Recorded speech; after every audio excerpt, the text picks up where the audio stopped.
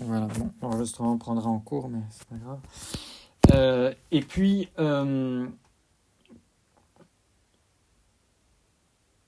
souvenez-vous que la vertu de pauvreté est une vertu véritablement chérie par notre Seigneur. C'est dans l'ordre de saint François d'Assise, la pauvreté volontaire poussée à son extrême, qu'il y a le plus de saints.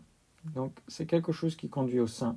L'amour de la pauvreté et des pauvres, il faut faire tout ce qui est possible, tout ce que la prudence humaine permet pour les pauvres. C'est parfois un peu difficile aujourd'hui.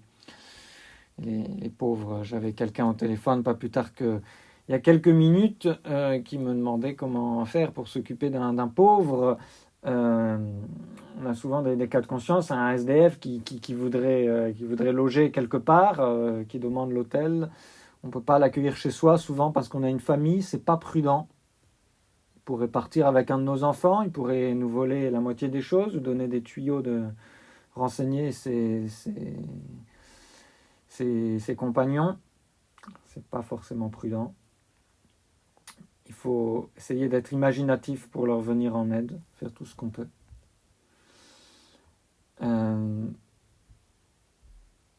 Parce que les pauvres, c'est quand même notre Seigneur Jésus-Christ. Dans le denier du culte, évidemment, dans ce qu'on donne à l'Église, il ne faut pas être scrupuleux, de savoir est-ce qu'il y a bien de montant, etc. Voilà. Et puis, par contre, il faut se rappeler que les enfants aussi doivent payer leur tribut à l'Église, les jeunes aussi qui commencent à travailler, dans la mesure de leurs possibilités, évidemment.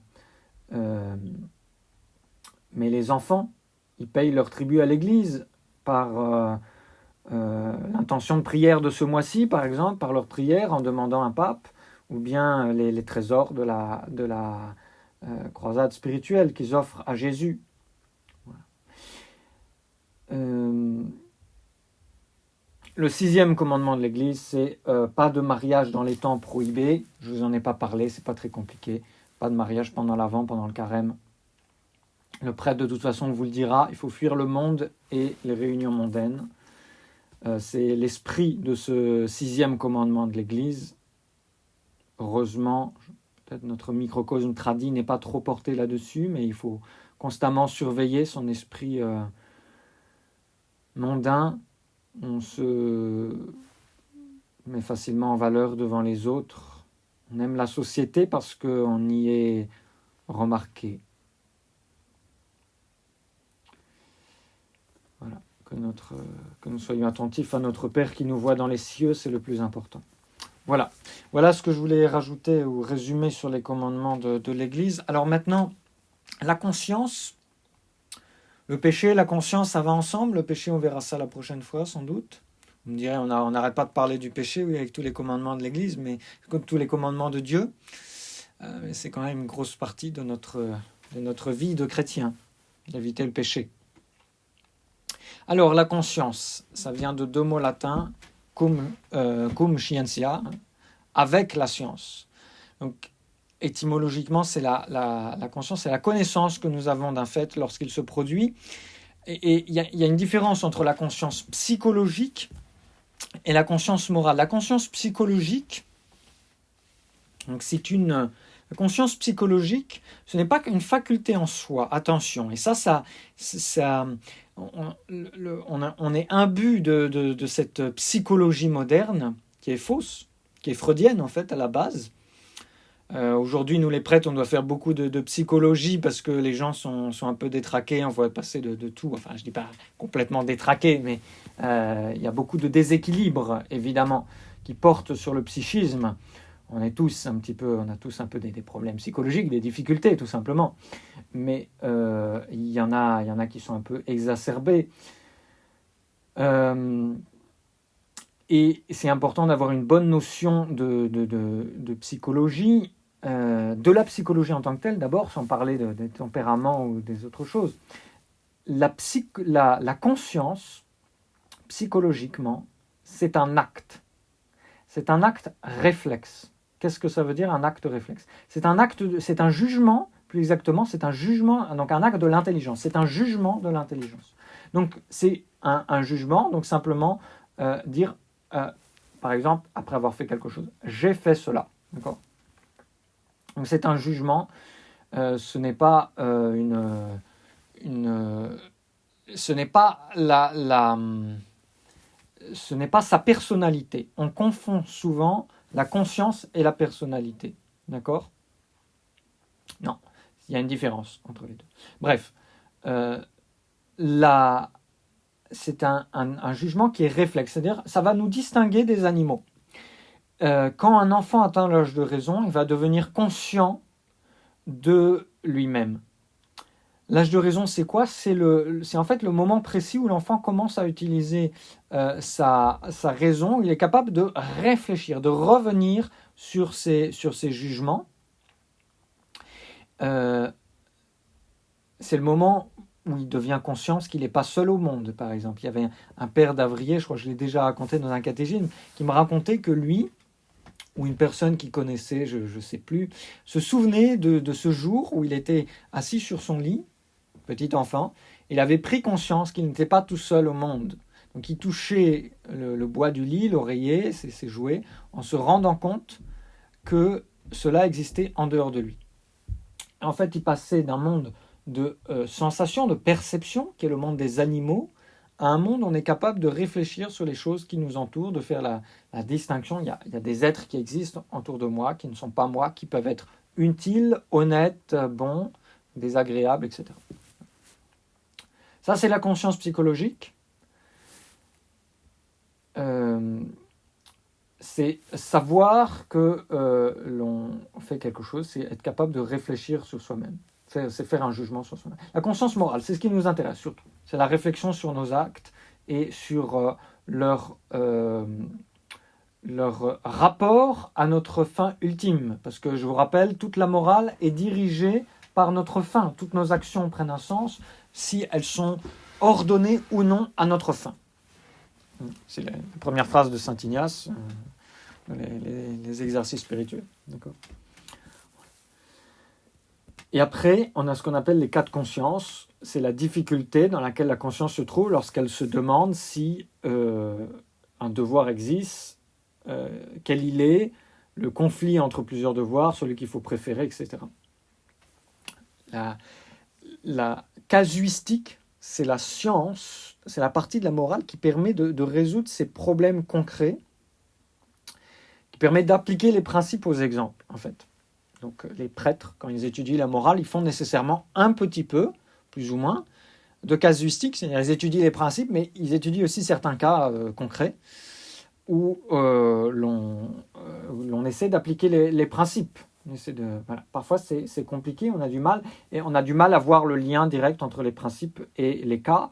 Donc c'est pour ça d'avoir quelques exemples de cas, c'est important. Pour vous donner un peu la définition, la conscience morale, c'est la faculté que nous avons de reconnaître la loi morale et de l'appliquer aux circonstances. Autrement dit, c'est le jugement de la moralité des actes. Voilà. Discerner ce qui est bien, ce qui est mal. Peut-être plus utile à retenir, plus important à retenir, la conscience, c'est la règle ultime, ou la loi ultime,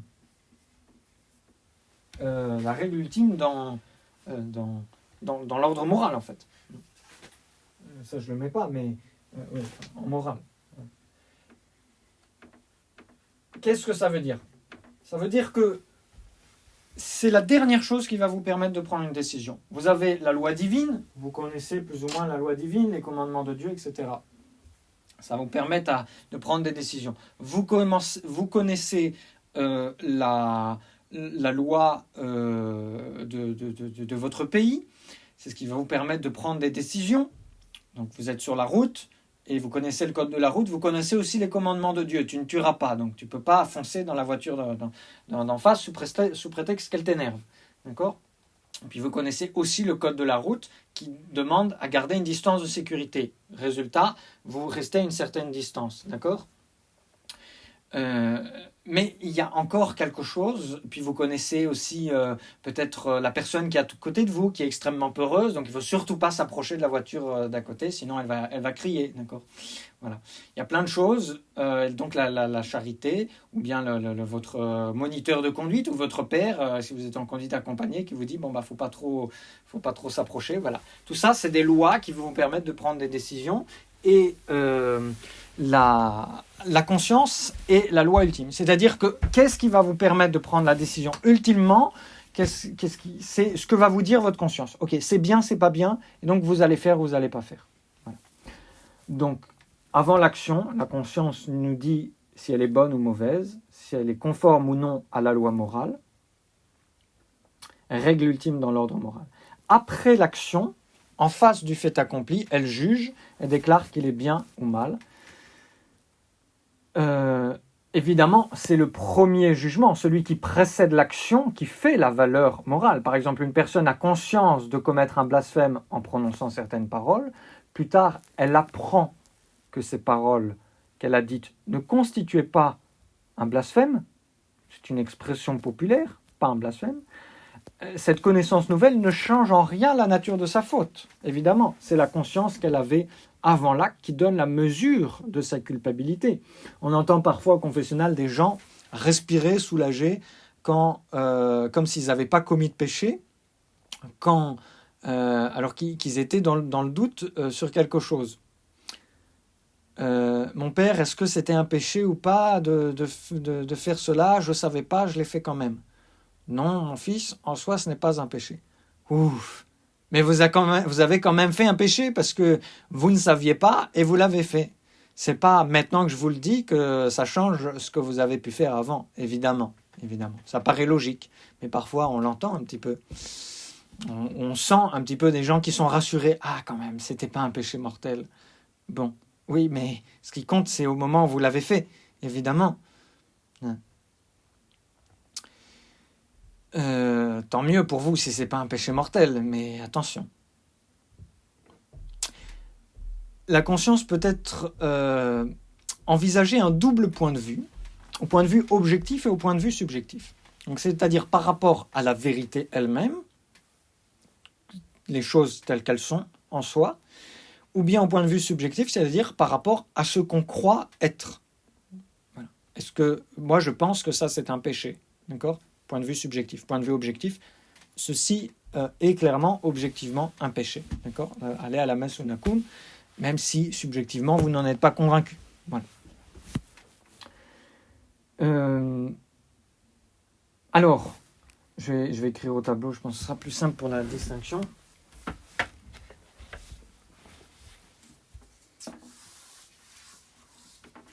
On distingue la conscience vraie ou droite, on dit aussi. Et puis la conscience erronée.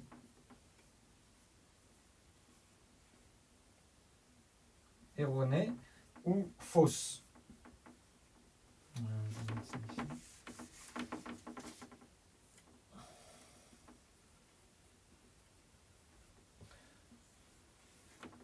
Dans la conscience erronée ou fausse, vous avez une conscience qui peut être invinciblement erronée,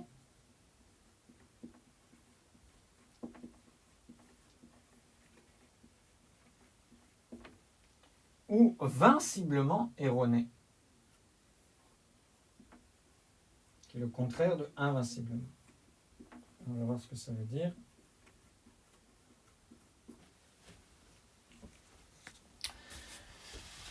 La conscience est vraie ou droite si le jugement est conforme à la vérité et qu'elle appelle bien ce qui est réellement bien et mal ce qui est réellement mal. Donc quand elle condamne par exemple le blasphème, le mensonge, le vol, etc. Dans la pratique, la conscience vraie n'est une règle de conduite que si en même temps elle est une conscience certaine. Et ça on verra dans l'ordre subjectif. Là on est dans l'ordre objectif. D'accord ? Donc, la conscience, qu'elle soit vraie, ça ne suffit pas. Je vous donne un exemple, vous allez très vite comprendre. C'est-à-dire que... Non, je vous donnerai les exemples plus tard. La conscience erronée ou fausse, si elle nous représente comme une bonne action, une action qui est mauvaise ou réciproquement, donc elle est erronée ou fausse. Si celui qui agit ne soupçonne pas par son erreur que rien ne saurait l'en tirer, que sa conscience, alors elle est invinciblement erronée. Donc c'est se tromper de bonne foi. Dans le cas contraire, la conscience est vinciblement erronée. Il y a 3 manières de se tromper de mauvaise foi, donc d'avoir une conscience vinciblement erronée. Soit vous vous dites que quelque chose est permis alors que ça ne l'est pas, quand on est porté à diminuer le nombre des devoirs, à considérer les obligations graves comme peu importantes, comme légères, etc. Ça, c'est la conscience, ce qu'on appelle la conscience large ou relâchée. D'accord ? Alors, je vais mettre ça ici. Donc, quand on se trompe de mauvaise foi ou conscience vinciblement erronée, on peut avoir une conscience qui est large. C'est-à-dire, on voit large, tout simplement, comme le nom l'indique. On voit large. Ou bien alors, notre conscience peut être étroite, au contraire, quand elle est trop sévère et qu'elle augmente le nombre et l'importance de ses devoirs. D'accord ? Donc on se trompe aussi, mais on se trompe dans l'autre sens. Conscience étroite. On est vendredi saint, il faut que je passe toute la journée en prière, forcément. J'ai un examen demain, il faut que je sache tout absolument par cœur. C'est peut-être vrai pour votre récitation de poésie, peut-être moins vrai pour votre CAPES ou même votre baccalauréat. Généralement, les étudiants, c'est plutôt la conscience large, relâchée qui les concerne. C'est-à-dire, ça, c'est pas la peine. Voilà. Et vous avez un autre type de conscience, la conscience scrupuleuse.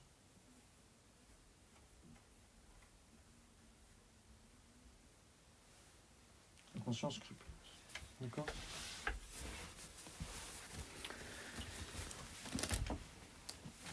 La conscience scrupuleuse, quand non seulement elle exagère le nombre et l'importance des devoirs, comme le fait la conscience étroite, mais qu'elle revient sans cesse avec inquiétude sur les fautes ou les prétendues fautes du passé. Il ne faut pas confondre la conscience scrupuleuse, attention, avec ce qu'on appelle la conscience timorée ou délicate, qui est préoccupée de son salut, et qui est guidée par l'amour de Dieu, et qui craint les fautes les plus légères. Ça, c'est une bonne chose. Tiens, d'ailleurs, j'avais cette citation je crois que c'est Saint Jean Chrysostome, je ne sais plus. Je vais reprendre mon bouquin. Alors, Saint Augustin, lui, dit « Une bonne conscience est un doux oreiller. » C'est-à-dire qu'elle nous aide à bien dormir, évidemment, si vous avez bonne conscience. Elle adoucit toutes les amertumes de la vie. Elle ressemble au miel, qui n'est pas seulement doux en lui-même, mais qui adoucit les breuvages les plus amers. Voilà, Saint Jean Chrysostome. La bonne conscience rend gai et chasse la tristesse comme le soleil chasse les nuages. Bon, c'est pas sur le scrupule, vraiment. La mauvaise conscience rend maussade et agitée. C'est un ver sorti de la pourriture du péché. Saint Thomas d'Aquin, un ver qui ne meurt pas. La mauvaise conscience empoisonne toutes les joies de la vie. Elle ressemble à l'épée de Damoclès suspendue à un cheveu au-dessus de sa tête pendant le repas et dont la vue le privait de toute jouissance. Celui qui a une mauvaise conscience ressemble à un condamné à mort qui, malgré toutes les jouissances qu'on lui accorde pour ses dernières heures, ne parvient plus à être sincèrement heureux. Vous savez, la mauvaise conscience, c'est comme le Covid, quand on perd le goût. On a beau essayer de prendre des joies, de s'étourdir de plaisir, etc. La mauvaise conscience, les joies sonnent faux. Et donc on perd le goût des choses, comme le Covid.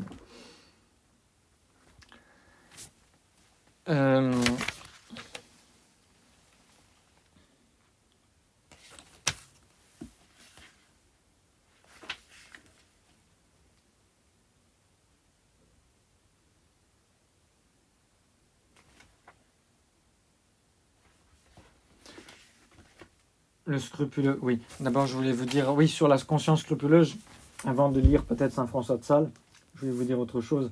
La conscience scrupuleuse, c'est plus qu'une conscience erronée. Le scrupule, c'est une maladie qui cause le trouble et le désordre dans l'âme et peut même influer sur la santé du corps.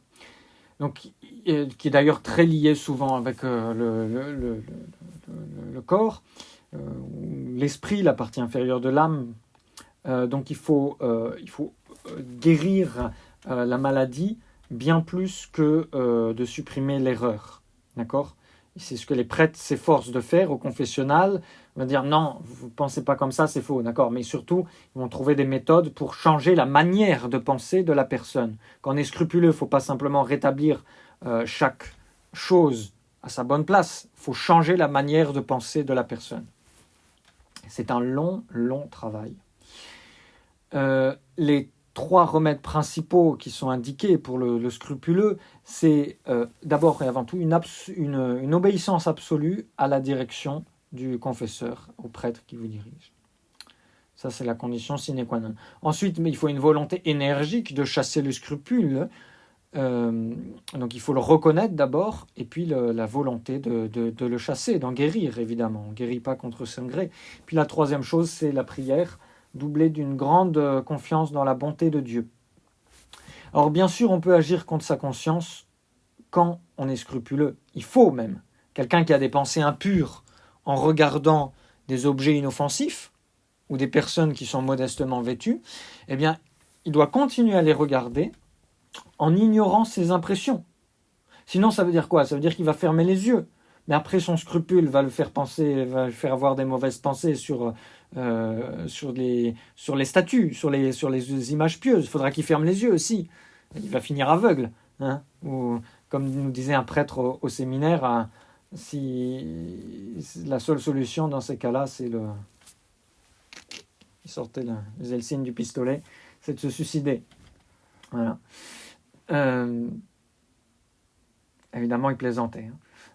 Si on se demande si on se demande continuellement si on a bien rempli ses obligations, ses prières, sa pénitence, il faut se dire oui et ne pas y revenir, à moins qu'on soit certain, absolument certain, de ne pas l'avoir fait. D'accord ? Voilà, c'est des conseils qu'on donne aux scrupuleux. C'est comme celui qui va vérifier 4 fois si la porte est bien fermée avant de se coucher.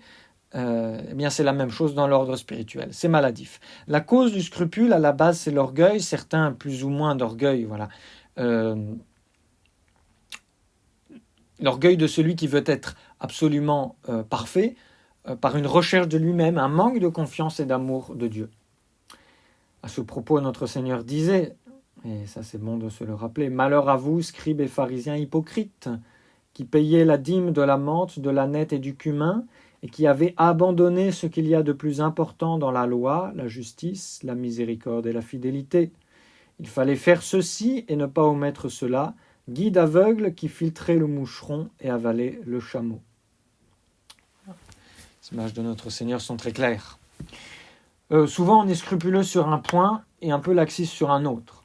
On peut être scrupuleux sur les quantités de nourriture à prendre pour bien respecter le jeûne et laxiste dans ses horaires de travail à respecter envers son employeur, ou bien laxiste dans son comportement avec le prochain, les médisances, etc.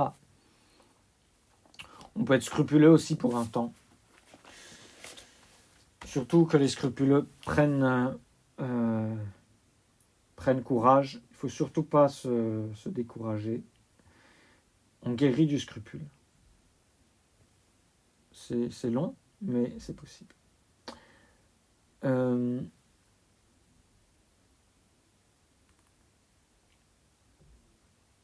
Vincent Ferrier, celui qui a une conscience large regarde les plus grands péchés comme permis. Il a comme principe qu'une fois n'est pas coutume, qu'une fois ne compte pas, que se tromper est humain. Sa vie dépravée ne lui permet plus d'écouter les reproches de sa conscience, de même qu'un homme qui habite près d'une chute d'eau, près d'un chemin de fer, s'habitue peu à peu à leur bruit et dort ensuite très bien quand même. Évidemment, ça c'est si on fait taire sa conscience. Celui qui au contraire a une conscience scrupuleuse, considère même des actions permises comme défendues. Un scrupuleux ressemble à un cheval ombragé qui s'effraie de l'ombre d'un arbre ou d'une pierre, comme si c'était un lion ou un tigre, et qui expose ainsi tout l'attelage au plus grand danger. Le scrupuleux se figure également des dangers où il n'y en a pas, et tombe alors facilement dans la désobéissance et le péché. Le scrupule ne vient pas ordinairement de l'ignorance, mais d'une sensibilité maladive qui trouble la raison. Le fond de tout scrupule est l'orgueil, dit saint François de Sales. Tout scrupuleux est timide et par là même ne peut devenir parfait. Il ressemble à un soldat peureux qui n'a pas le courage d'affronter l'ennemi et qui rend les armes avant l'attaque. Un scrupuleux ne doit pas s'arrêter à ses doutes, car ceux-ci ressemblent à de la poix ou à de la glu, qui s'attachent d'autant plus qu'on cherche à les détacher. Le scrupuleux doit mépriser ses scrupules et faire connaître le contraire de ce que le scrupule lui défend, saint Alphonse. Il doit obéir à son confesseur, etc., saint Alphonse encore. Le scrupuleux doit se méfier de son jugement personnel. Bon, tout ça, je vous l'ai dit.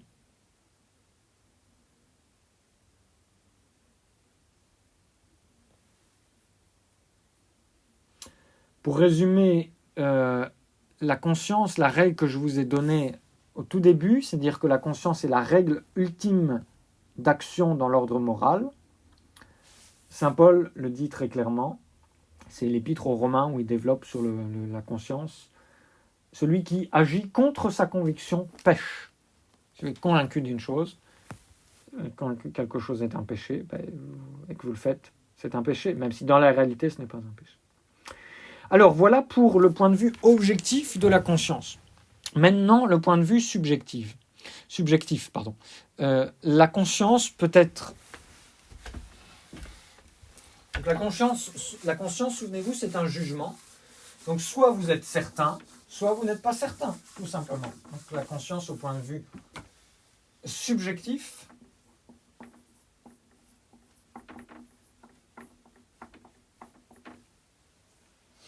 elle va être certaine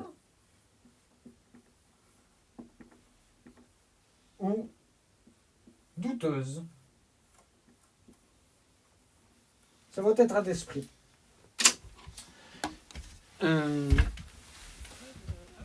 Quand elle est convaincue d'être dans la vérité, en jugeant qu'une action est prescrite, licite ou défendue, donc là, la conscience est certaine.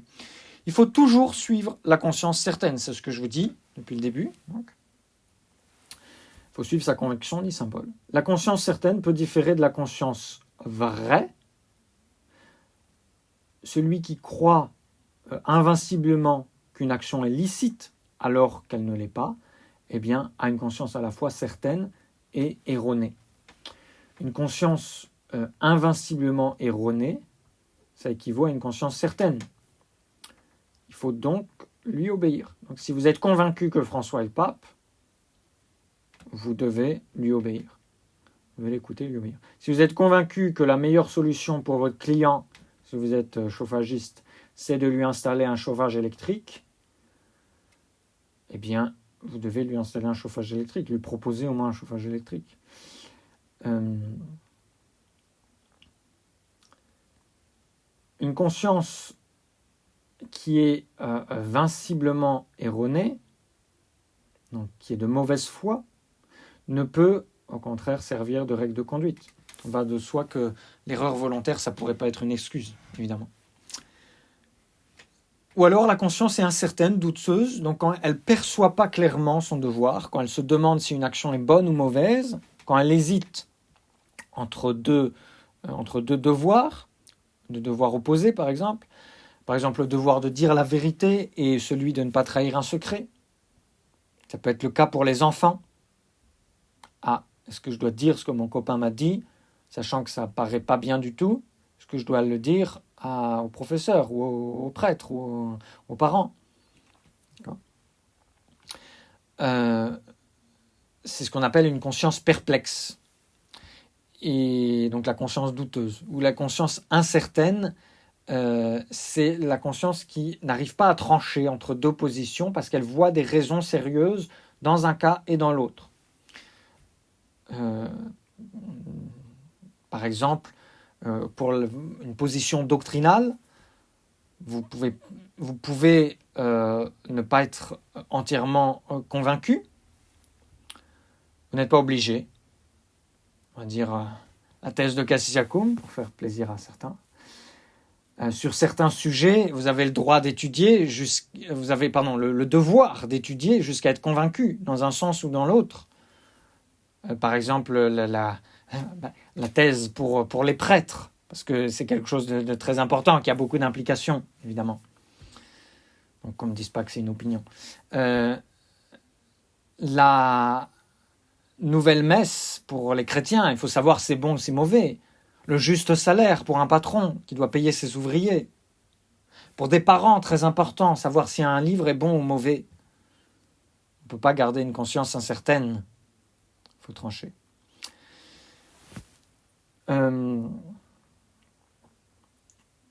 Quelles sont les règles pratiques dans les cas de conscience certaine ou de conscience douteuse? C'est facile avec ce qu'on a dit. Il faut toujours suivre une conscience qui est moralement certaine, ça je vous l'ai déjà dit. C'est plus compliqué quand il s'agit d'une conscience incertaine ou douteuse. On n'a pas le droit de suivre une conscience incertaine ou douteuse. Avant d'agir, il faut donc prendre les moyens de faire cesser le doute. Le devoir est d'autant plus impérieux que le précepte est grave. Et les meilleurs moyens d'éclairer la conscience, ça va être la prière, la consultation de personnes compétentes, l'application des principes généraux de la morale. Alors, si on ne sait pas, on peut appliquer ce qu'on appelle des principes réflexes. Ça, ce sont comme des petits axiomes, en quelque sorte, qui nous permettent de prendre des décisions. Je vous en donne quelques-uns. Notez-les dans un coin de votre esprit, si ce n'est sur une feuille de papier. Peut-être que vous êtes en train de mâcher, alors de prendre votre repas. Il n'y a aucun mal à cela. L'heure est faite pour ça. Mais dans ce cas-là, laissez un coin que votre cerveau ne soit pas tout absorbé par le goût des pâtes ou de la bonne soupe que vous êtes en train de déguster. Alors, premier principe réflexe que je vais vous donner, une loi douteuse n'oblige pas. On comprend en effet quand il y a une obligation qui n'est pas certaine, on ne peut pas se sentir obligé. D'accord ? Loi douteuse n'oblige pas. Je n'ai pas d'exemple qui me viennent en tête.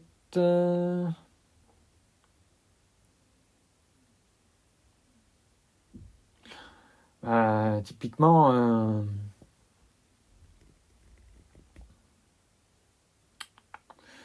je sais pas, le père de famille qui donne un ordre et qui n'est pas clair.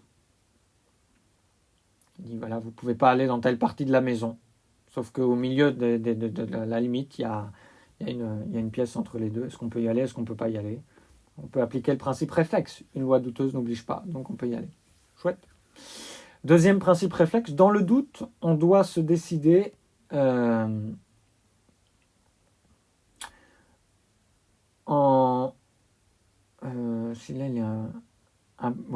je vous le donne quand même. On doit se décider en faveur de celui qui possède, c'est-à-dire en faveur soit de la liberté, soit de la loi. Par exemple, si je doute d'avoir contracté une dette ou d'avoir fait un vœu, c'est ma liberté qui est en jeu. D'accord ?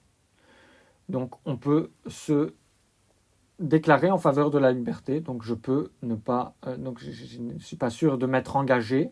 Donc, il n'y a pas une loi, si vous voulez, qui me dit tu dois accomplir tu dois accomplir ça, tu dois accomplir ci. Non. Je ne suis pas sûr si j'ai contracté une dette, c'est un acte de la volonté. D'accord, de la liberté, c'était un acte de la liberté. Je ne suis pas sûr d'avoir fait quelque chose. Donc on peut se prononcer en disant je ne l'ai pas fait. D'accord. Si par exemple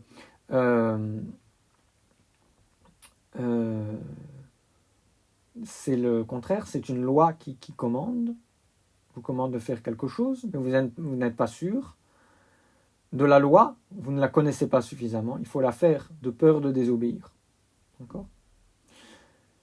Un principe un peu plus simple. Dans le doute, on doit présumer en faveur du supérieur. Voilà. Est-ce que ça s'applique ou pas? Si le supérieur a semblé dire une chose, on va dans le sens du supérieur, de celui qui nous commande. Ça peut s'appliquer bien souvent sur le lieu de travail. Un fait ne se présume pas, il doit être prouvé. D'accord ? Donc on n'encourt pas une pénalité attachée à une faute si l'on n'est pas certain d'avoir commis cette faute. D'où le fait que vous avez le droit de contester le gendarme qui vous dit vous alliez à 140. Non, je n'ai pas regardé mon compteur, mais je suis vraiment pas sûr d'être allé à 140. Vous avez le droit de contester. Tâchez de ne pas voir le PV. Ah, monsieur l'abbé, c'est pratique vos cours de catéchénie. Ben oui.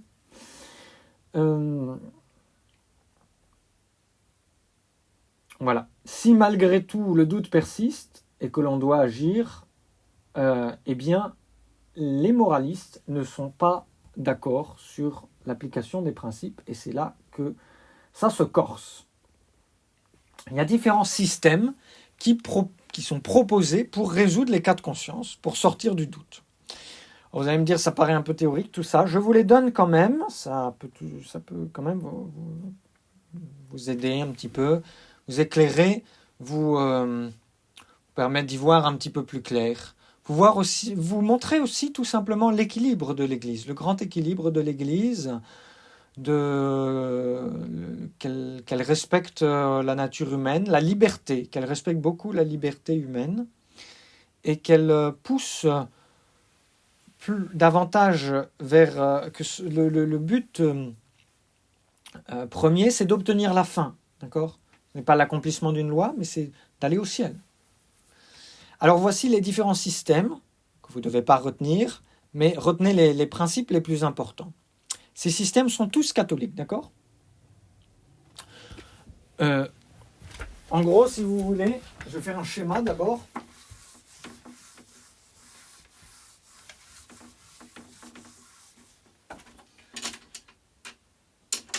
Vous avez un trait, on va dire, c'est le juste milieu, d'accord ?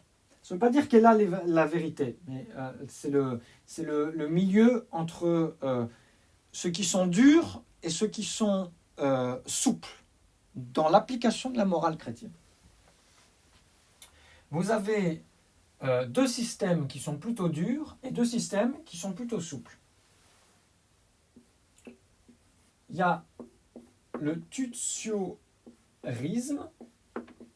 Alors, c'est un nom barbare, mais je vais vous expliquer ce que c'est. Vous avez le probabiliorisme, du superlatif latin probabilior, le plus probable. Vous avez, ah oui, il y en a un quand même qui est au milieu. C'est ce qu'on appelle l'équiprobabilisme. Allez, je vérifie quand même si je ne me trompe pas. Oui, non, mais c'est ça. Oui, non, mais c'est ça. L'équiprobabilisme, il est sous la ligne.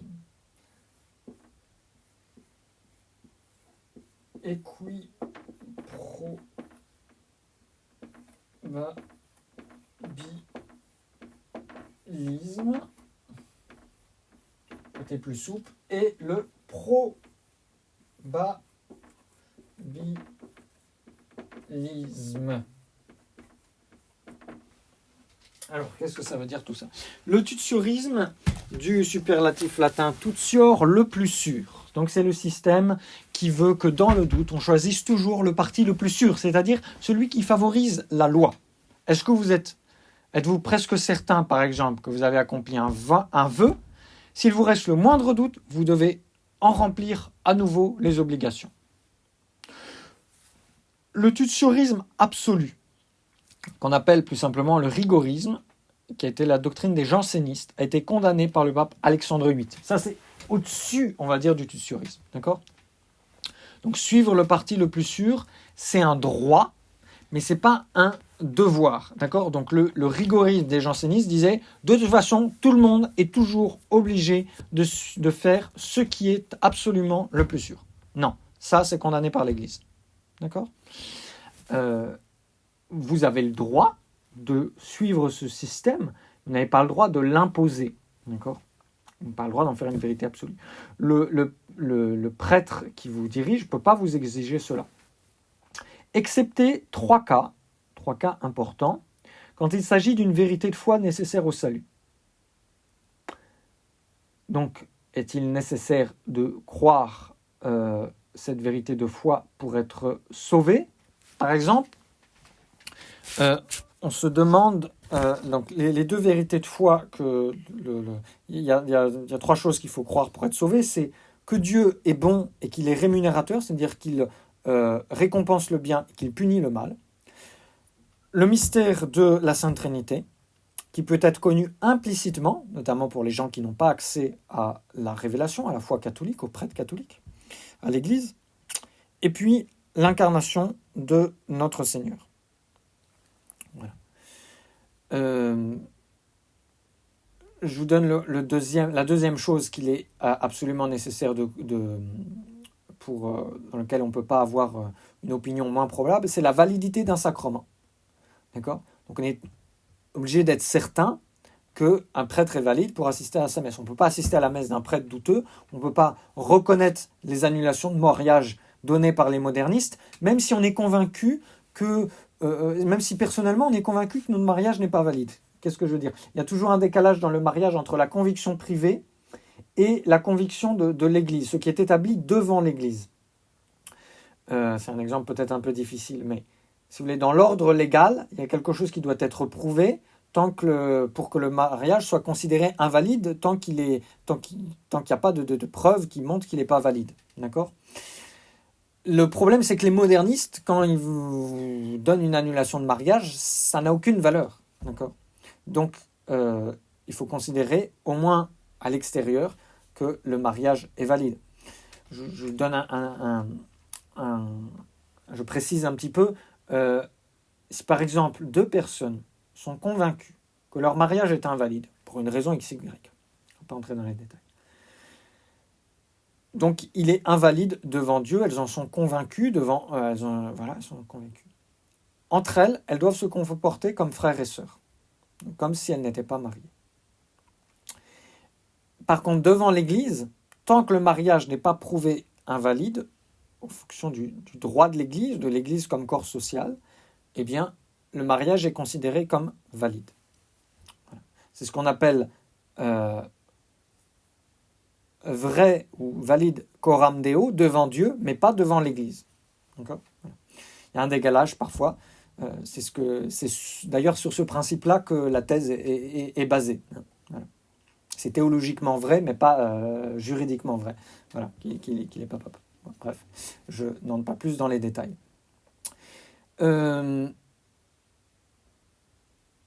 Et la troisième chose pour laquelle on doit toujours être absolument sûr, c'est qu'il faut encore suivre l'opinion la plus sûre quand il s'agit de la vie ou des intérêts graves du prochain. Un médecin, par exemple, doit toujours choisir entre deux remèdes celui qui juge le plus apte à guérir son malade. Bon, si sa vie est en jeu, si c'est juste pour guérir une petite égratignure, il a le droit même d'essayer un nouveau produit pour voir si ça cicatrise un peu plus vite ou un peu moins vite. Voilà, évidemment, s'il s'agit quand la vie est en jeu. Voilà. Un chasseur qui craint de tuer quelqu'un en tirant, il n'a pas le droit de tirer. Il n'a pas le droit de se dire « Ah, ce sanglier, il a l'air bien grand, il fait 1,50 m au garrot, ça m'a l'air pas mal. » on va tenter de le tirer. Non, évidemment, il faut qu'il soit sûr. 1,20 m, c'est pas encore bon.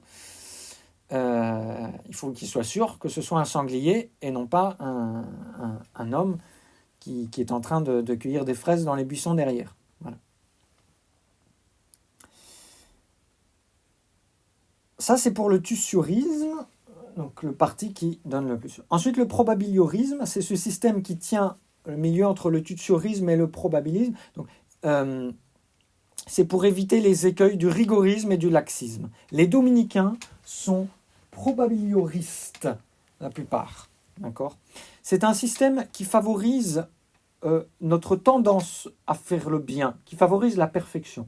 Quand deux opinions sont également probables, sur le fait qu'il est permis ou non de faire une chose, je peux ou je ne peux pas faire cela, il faut suivre la plus sûre, celle qui a le plus de chances de ne pas nous faire tomber dans le péché, et de nous conduire aussi. D'accord ? Voilà. L'équiprobabilisme, c'est le système de saint Alphonse de Ligorie. Donc on est toujours dans les systèmes catholiques. D'ailleurs, saint Alphonse, on peut toujours le suivre en morale sur toutes ses opinions. C'est un docteur moral toujours approuvé. C'est, je ne sais plus quel pape qui a dit ça.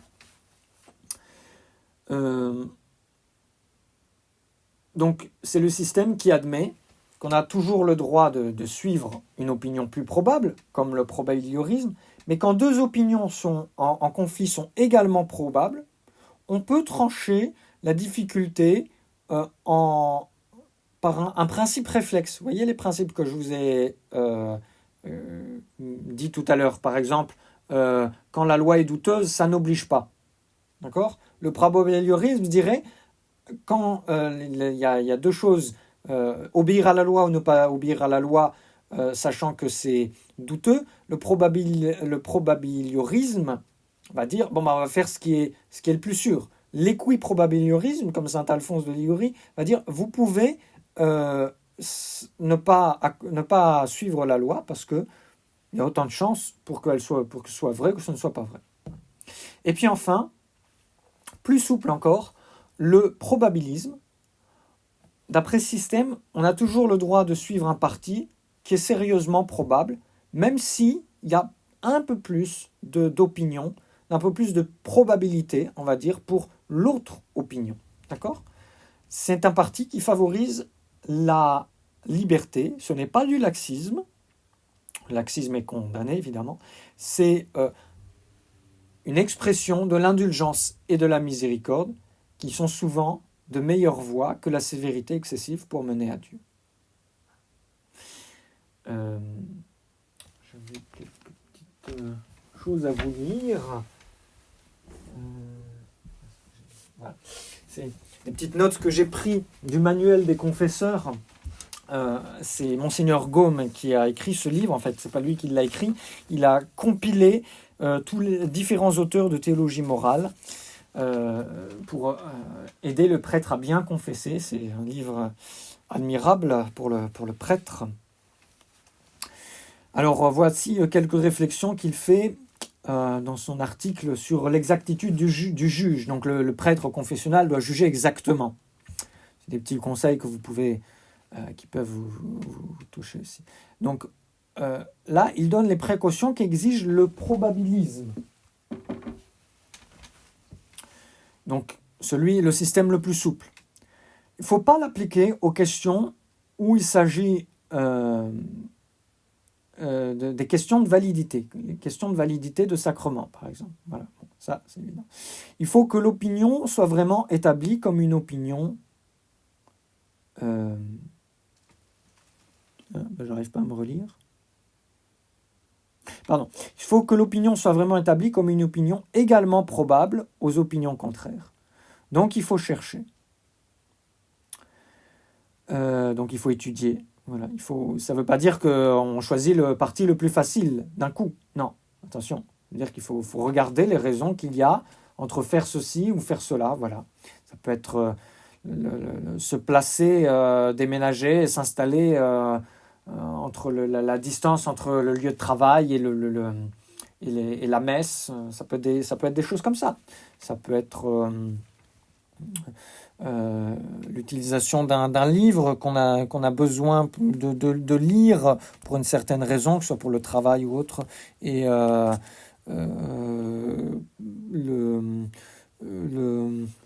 et qu'en même temps, qui ne semble pas être bon du tout.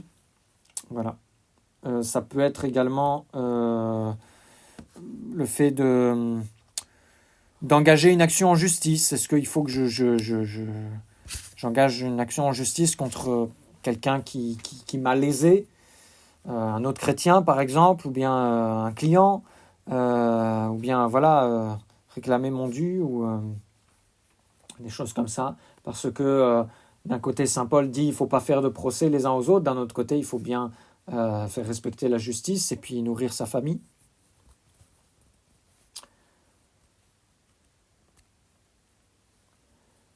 Quant au probabiliorisme, saint Thomas, je crois, dit, en tout cas un pieux auteur, dit « Il n'est pas conforme à l'usage de l'Église, ni des docteurs, d'exiger la plus haute probabilité. » D'accord ? Donc généralement, l'Église ne fonctionne pas avec le tutiorisme, en fait. Saint Thomas recourait quelquefois... Oui, bon, ça, c'est pas important.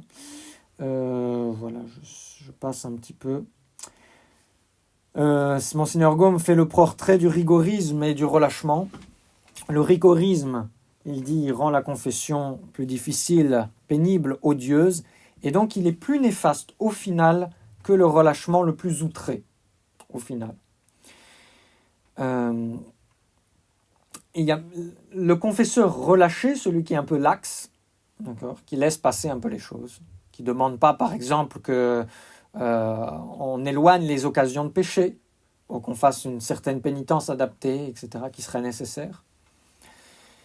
Il a même des avantages.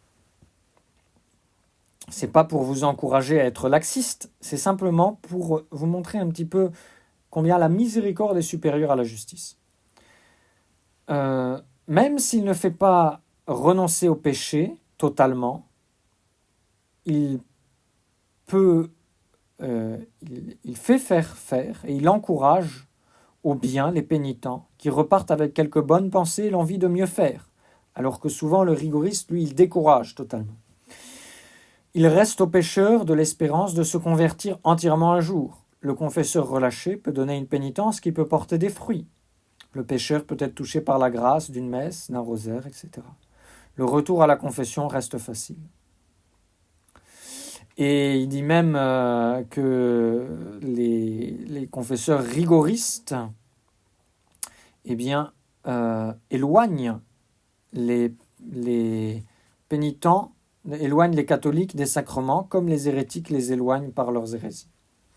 Il donne cet exemple d'un soldat. Bon, il y avait quand on parle de rigorisme aujourd'hui, on est loin de ce qu'il y avait avant, hein, parce qu'avant, il y en avait qui étaient vraiment sévères.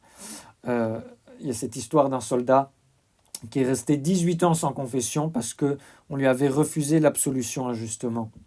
Alors évidemment, dans ce cas-là... je vais m'arrêter très bientôt. Du fait même que la conscience est la règle de nos actions, qu'elle nous enseigne le chemin du devoir, et donc celui du ciel, eh bien, il importe au plus haut point de l'éduquer, de se former la conscience, afin d'obtenir une connaissance exacte de nos obligations. L'éducation de la conscience se fait donc par des moyens naturels, l'instruction religieuse, les bonnes lectures, les bons exemples des parents, des maîtres. Très important d'avoir quelqu'un d'équilibré. Je pense que l'abbé Guépin avait bien compris cela. Bon, il parlait sur la personnalité, mais il disait il racontait cette histoire d'un vieux prêtre à Écône qui était venu leur faire une conférence spirituelle aux séminaristes, et il leur demande, chers séminaristes, quel est le plus important pour la confession, pour le prêtre, pour qu'il persévère.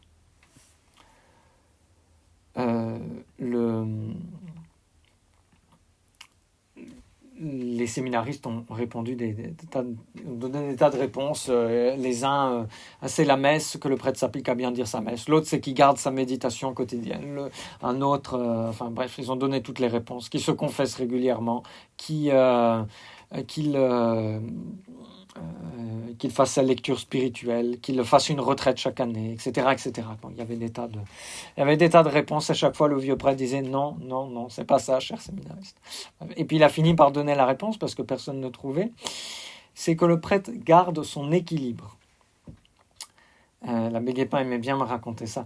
Alors je mets équilibre, je comprends équilibre, en tout cas pour ma part dans le sens spirituel, qu'il garde son équilibre spirituel, effectivement, notamment entre activisme, et c'est vrai pour tout le monde, entre activisme et vie spirituelle.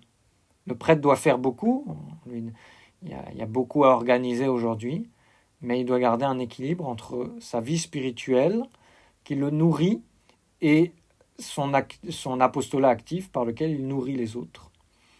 C'est vrai pour le prêtre, c'est vrai aussi pour les fidèles, c'est vrai pour les parents, qui s'occupent de leurs enfants. Voilà. C'est vrai dans leur naturel, c'est vrai dans leur surnaturel. Voilà, je crois que c'est tout. Je vérifie, j'ai peut-être une petite chose à vous dire encore. Un exemple à vous donner. Je vais laisser mes notes à côté.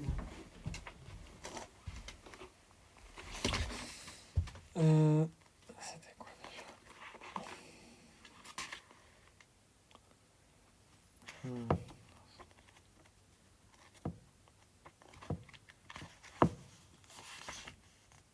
Ah oui, ben voilà, sur la conscience, je voulais vous donner ce qui s'était passé pour vous encourager à suivre votre conscience, évidemment.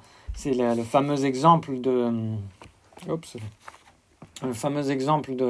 la fin, la mort de Voltaire et d'Alembert. Lorsque Voltaire c'était sur le point de mourir, on a envoyé chercher le curé de Saint-Sulpice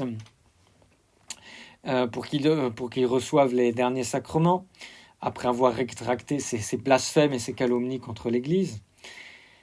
Quand il a senti ses forces revenir, il est retombé dans sa haine infernale contre le christianisme, et de nouveau, la maladie a empiré. Et cette fois, il a demandé qu'on aille lui chercher un prêtre, ce qu'on a fait, mais ses amis l'ont empêché que le prêtre arrive jusque lui. Et puis vous savez comment Voltaire a fini en blasphémant et en mangeant ses excréments.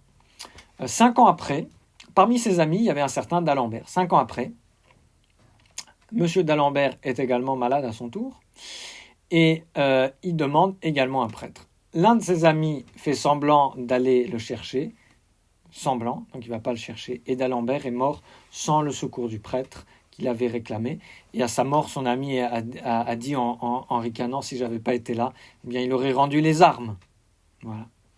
Donc ça prouve que les plus grands ennemis de la religion sentent un réveil de la conscience ou à l'heure de la mort, que les remords éclatent tout à coup comme un volcan qui fait éruption, mais que si on néglige la voie de sa conscience, eh bien, la justice de Dieu nous rattrape et permet une mort impénitente. La conscience, c'est qui est aiguillonnée par notre saint ange gardien, c'est la préparation à la voix de notre Seigneur Jésus-Christ, qui retentira. Quelqu'un qui écoute sa conscience avec fidélité écoutera facilement le jugement de notre Seigneur à son dernier jour, au jugement particulier, et le contraire. C'est quelqu'un qui néglige d'écouter sa conscience, eh bien, sera dans les affres au moment de son jugement. Voilà ce que je voulais vous dire. Voilà pour ce cours sur la conscience. La prochaine fois, on verra le péché, je pense. Je vous souhaite une bonne soirée en union de prière. Dieu vous bénisse et vous garde en bonne santé. Bonsoir à tous. Ah pardon, est-ce qu'il y a des questions ?